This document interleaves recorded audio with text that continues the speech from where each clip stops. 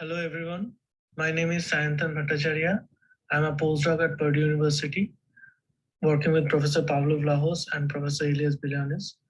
The topic of my presentation today is a Bayesian framework for 3D reconstruction in a volumetric PIV or PTV measurement. Volumetric PIV is a non-invasive velocity measurement technique which resolves the 3D flow structures using multiple camera projection of the tracer particle motion. For example, the wake behind a hemisphere measured using a 3D PIV setup is shown on the right. The measurement chain mainly includes 4 steps. The first step is the calibration, which establishes a mapping function between the measurement domain and the image coordinate system. In the volume self-calibration, you correct for any misalignment between the calibration target and the measurement domain.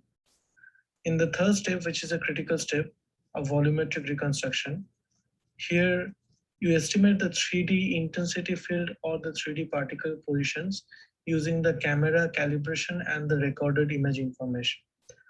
And finally, the velocity is estimated from the reconstructed particle positions using a correlation or a tracking algorithm. The existing reconstruction methods use either a particle-based approach or a voxel-based representation. In a particle-based approach, the 2D particle image locations are found and then a triangulation algorithm is applied to find the 3D particle positions, for example, in IPR or shake the box type methods. In a voxel-based representation, iteratively a set of algebraic equations are solved to find the 3D intensity field, example Mart and MLOS algorithm.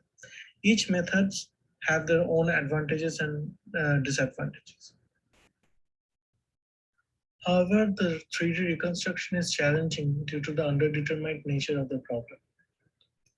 As you can see, if you have 2 particles and 2 camera projections, then projecting the line of sight back into the measurement volume leads to 4 possible reconstructed positions. Adding a third camera specifically determines the location of these 2 particles. However, in reality, you have multiple particles and less number of projections. So thus the inverse problem is non-trivial due to this limited number of projections and has a non-unique solution. So with higher particle concentration, the reconstruction accuracy decreases, as you can see in this figure, and the percentage of ghost particle increases, or the false reconstruction percentage increases. Moreover, for a voxel-based reconstruction, the particle size is stretched along the line of sight, leading to lesser precision in particle position. And computational cost for Mart type of reconstruction is significant, and the uncertainty in such a reconstruction is unknown. On the other hand, for a triangulation-based approach, a higher seeding density leads to overlapping particle images, which compromises the accuracy of detecting the 2D particle position and the triangulation. So here we propose a Bayesian model for the 3D reconstruction. As an alternative approach for 3D reconstruction, previously Gizman et al. And Petrel et al. Have proposed linear and nonlinear least square optimization problem for tomography reconstruction. And in general, in the computer tomography literature, there are previous literature on Bayesian map estimation models to solve the inverse problem. So here we propose a probabilistic formulation to solve the inverse problem and to estimate the 3D particle positions given the 2D camera images.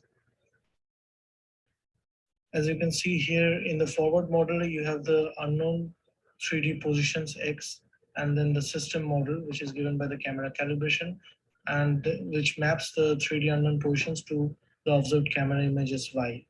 Here, given the observed camera images, we are trying to estimate the input X or the 3D positions, given a prior model on the estimated input. And this is the inverse problem that we are trying to solve. We also propose to solve this optimization problem using a stochastic gradient ascent algorithm, as this approach finds a better local maximum than a regular gradient ascent. So here we describe the methodology for the Bayesian reconstruction model. First, we define a prior model for the unknown 3D particle positions.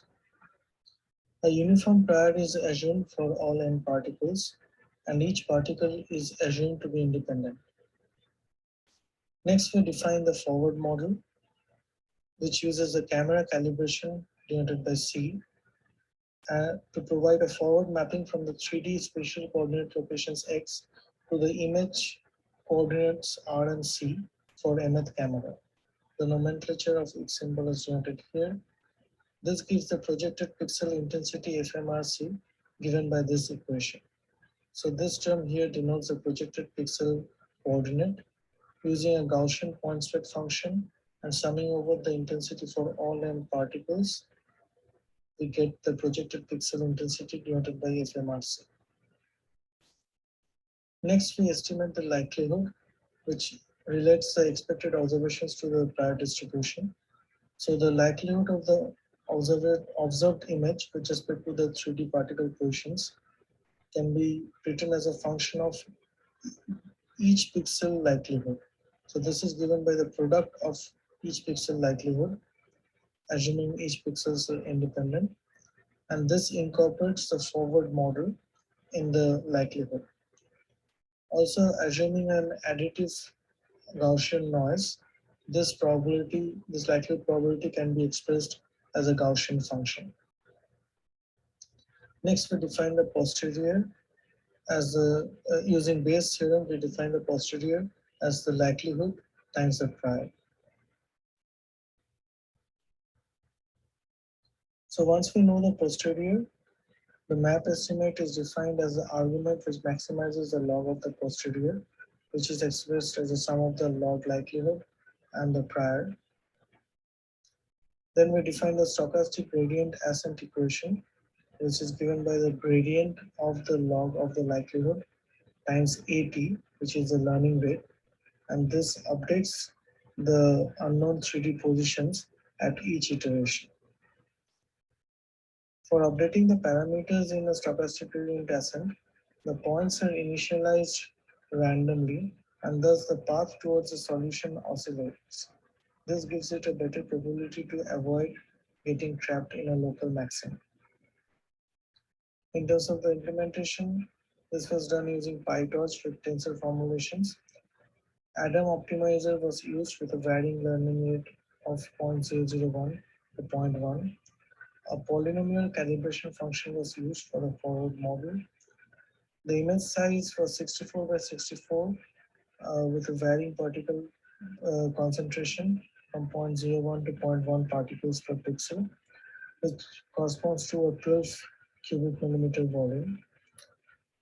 And the results were plotted as a function of the learning rate and the seeding density.